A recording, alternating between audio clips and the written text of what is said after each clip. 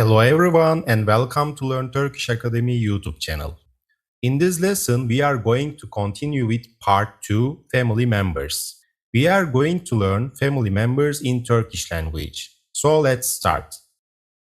Bölüm 2, Part 2, Aile üyeleri, family members.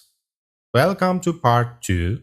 Let's start our journey by discovering family members in Turkish. 2A 2A İş yerinde bir tanışma. An introduction at the workplace. Here we have Mert and Elena, and they are going to talk about something. Mert starts. Elena, bak, bu benim ailem. Gerçekten mi Mert? Çok güzel bir aile. Teşekkür ederim. Bu benim annem ve bu da benim babam. Peki bu genç kız kim? O benim kız kardeşim. Çok tatlı. Here Mert says, Elena, look, this is my family. And Elena says, really Mert? Very nice family. Mert says, thank you. This is my mother and this is my father.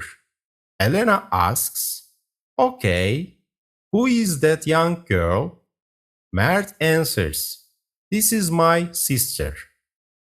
Elena says, very sweet.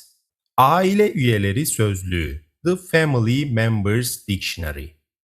Aile üyesi, family member. İngilizce anlamı, English meaning. Mert'in ailesi, Mert's family. Anne means mother. Baba means father. Abla means elder sister. Ağabey means elder brother. Kız kardeş means younger sister. Erkek kardeş means younger brother. Çocuk means child, kid. Here be careful. In daily life, most of the native Turkish speakers says abi instead of ağabey. Both are correct, but if you are taking an exam, be careful. Mostly they are going to accept ağabey, not abi. Just be careful. Let's look at the examples. Bu benim annem. This is my mother. Bu benim babam. This is my father. Bu benim ablam. This is my elder sister. Bu benim ağabeyim. This is my elder brother. Bu benim kız kardeşim. This is my younger sister. Bu benim erkek kardeşim. This is my younger brother. Bu benim çocuğum. This is my child. For this is my elder brother, instead of bu benim ağabeyim, you can also say bu benim abim. Pronunciation note, the softening rule.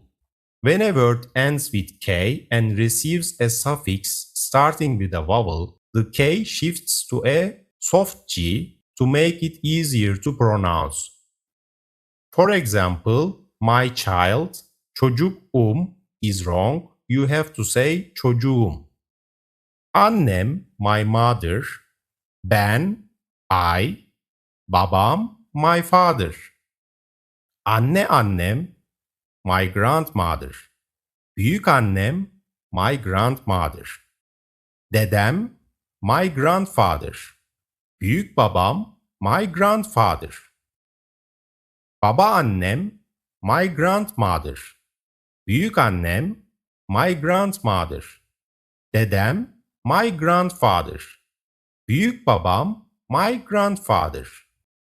Most of the native Turkish speakers says anneannem or babaannem. And they say dedem. Büyük annem, büyük babam, you will not hear them so much. They are very rare. Did you notice something? When Mert says my mother, the word anne turns into annem.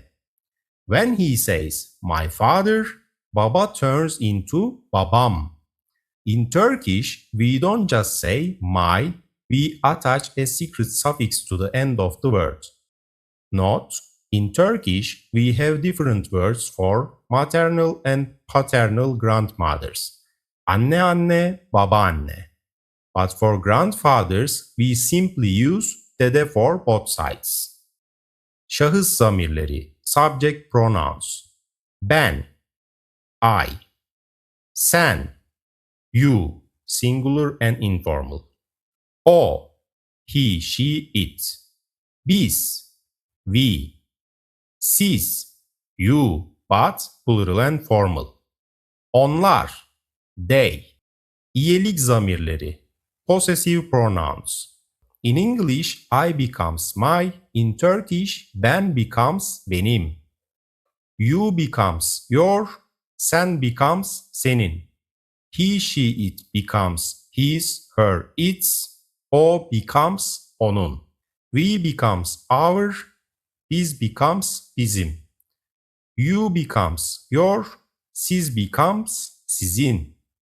They becomes their. Onlar becomes onların. If the word ends with consonant. Benim evim, my house. Senin evin, your house. Onun evi, his or her house. Bizim evimiz, our house. Sizin eviniz, your house. Onların evleri, their house. If the word ends with vowel, benim babam, my father. Senin baban, your father. Onun babası, his or her father. Bizim babamız, our father. Sizin babanız, your father. Onların babaları, their father. Instead of saying benim, senin, onun, bizim, sizin, onların, in Turkish you can simply say evim. It will also mean my house. Or evin. It will also mean your house. You can hide benim, senin, onun, bizim, sizin, onların. Two critical warnings. The buffer S. In Turkish, two vowels cannot sit next to each other. For onun, third person, if the word ends with a vowel like baba, anne, or araba, we use S as a bridge before adding the suffix. Baba, we can't say baba. It has to be babası. Anne, we can't say anne. We have to say annesi. Consonant softening. Don't forget our golden rule from lesson 1. If a word ends with K and gets a possessive suffix starting with a vowel, the K turns into a soft G. Çocuk becomes çocuğum. For my child, you should say çocuğum. For his, her baby, you should say bebeği. So our lesson is over here. We are going to continue with more details about this subject. See you in the next lesson. Görüşürüz.